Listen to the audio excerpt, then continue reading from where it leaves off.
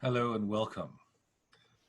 This video is the initial video that some of you will have about finding notes without looking down at the keyboard. What I recommend you do is to start out very simple. Use the 2 and 3 black keys on the instrument to memorize where the notes are. And you can see this nice pattern here. You can see that you have 2 black keys and 3 black keys.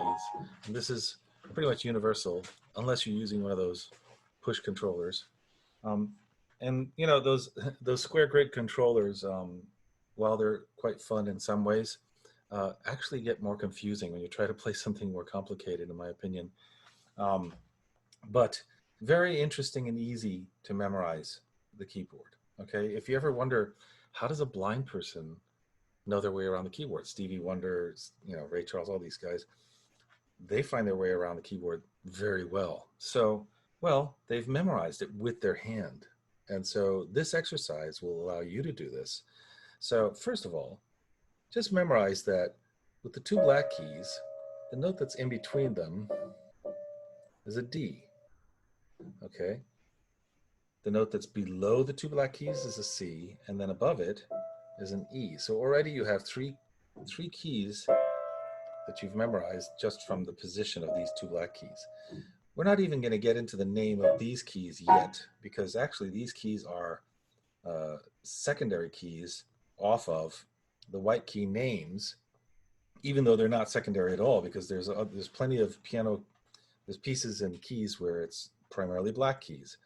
It all depends on the scale and where you are. But for now, for our purposes, we're really focusing on these white keys, these 7 white keys on the keyboard and where they are. Okay, so we now know C, D, and E. All right, and then with the 3 black keys, this kind of a 2-step process. The note that's above the 2 black keys is a B. The note that's below the, above the 3 black keys. The note that's below the 3 black keys is an F. Okay, so we focus on those first to find these 2. Then look at the middle note here. This is where the musical alphabet repeats itself, because you have A, B, C, D, E, F, G, A, B, C, D, E, F, G, etc.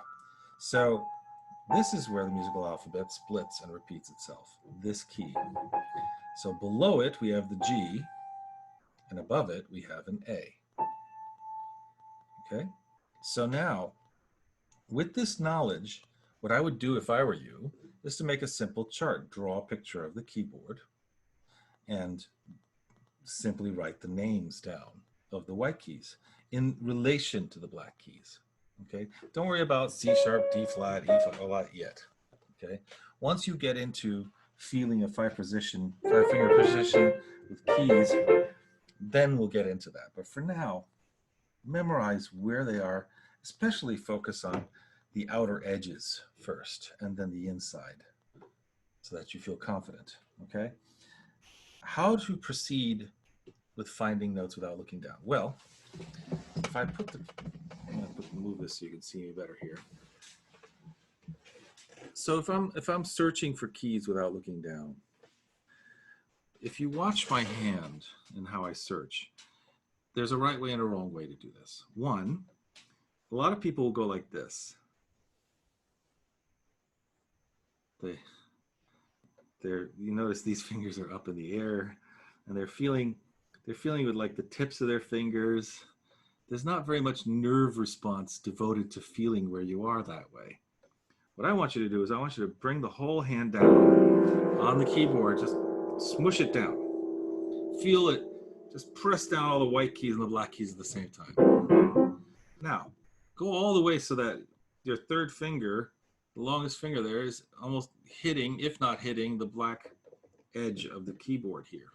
You're all the way in. You notice that your thumb is almost is where the black keys are. Your palm of your hand is going to be feeling the keys here. And this way, when you get it so that your thumb is on the outer edge here, like this, so is your 5th finger roughly, you notice how much you feel with your fingers. The nerve information is amazing. And these guys, the pinky and or the fifth finger and the thumb, the first finger, they can actually grab the edges. So you can use these guys to feel, okay, that's 3 keys. I can feel it right there. And I'm grabbing it. I can tell where they are, the edges and the borders.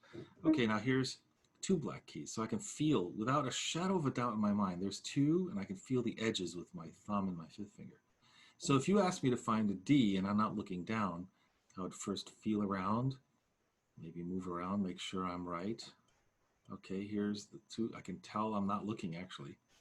And then I'm just feeling for that key in between. There's the D. Your goal is 100% correct. That's the goal, to be 100% correct, because you're teaching your body a relationship. How to go about doing this with a game? Well, do any of you still have 3x5 index cards? Do they even exist anymore?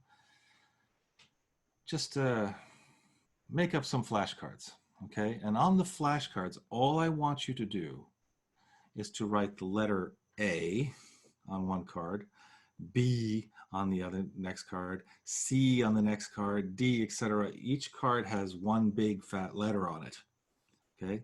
And actually do it so that you do it 3 times in total. So you have 3 A cards, 3 B cards, 3 C cards, 21 cards in total. Okay, so now shuffle them, put them in front of you on a music stand, okay? And then all you need to do is, okay, let's say the first card says D. So now okay, D.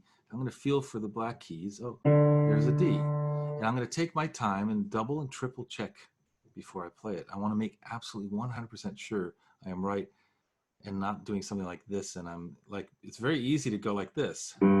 Wait, that's not a D. But it felt like it because of the way I'm doing it. So really make sure that you're right. There's the D. Let's say the next card is a G. Okay, so I'm just going to feel for 3 black keys. You can see here, okay, I'm there. I can definitely, without a shadow of a doubt, feel that's 2. There's 2. I can feel the 3. So now the middle black key is where it splits, so it's right below it. There's the G, and I'm absolutely 100% sure that that's a G. There's no question in my mind. There's not a shadow of a doubt that it's a G. If you can get through your cards every day and do this once a day, you will physically memorize the keyboard. It's not, has nothing to do with the intellect, which is our goal. We don't want to be thinking, what is this note? Where is it on the keyboard? No. If you see a note and it's a D, you feel it. There's no thought process involved. That's the goal. It may take you a little time to get there.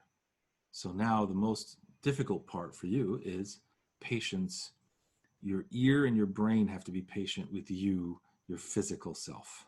Okay, so be kind. Just run through the cards once a day, and I guarantee you, once you've done this, things will be easier. Okay, have a good one and enjoy.